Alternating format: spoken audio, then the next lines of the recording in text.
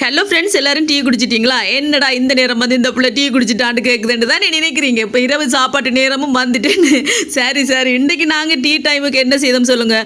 Cheese cutlet தான் செய்தேன் friends. இன்றைக்கி பார்த்தீங்கன்னா மத்தியானம் சமைக்கும் போதே 2 உருளைக்கிழங்கு இருந்துச்சு. அதை அவிய வச்சு தோலெல்லாம் முறிச்சு மூடி வச்சிருந்தேன்.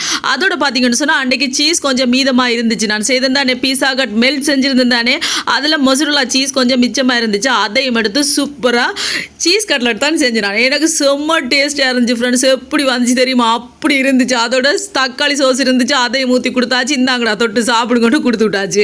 அதோட சுட இன்றைக்கி டீ தான் போட்டேன் ஃப்ரெண்ட்ஸ். இன்றைக்கி கோப்பி போட இல்லை. இன்றைக்கி மழை குணமாக தான் இருக்கு. ஏன் கோப்பி போட இல்லை தெரியுமா? கோப்பி முடிஞ்சுது, அதால் தான். இனி கோப்பி கொட்டை வாங்கி வறுக்கணும். அதால் தான் இன்றைக்கி டீயை போட்டாச்சு. தேயிலையில் தேத்தனியை போட்டு கொடுத்தாச்சு.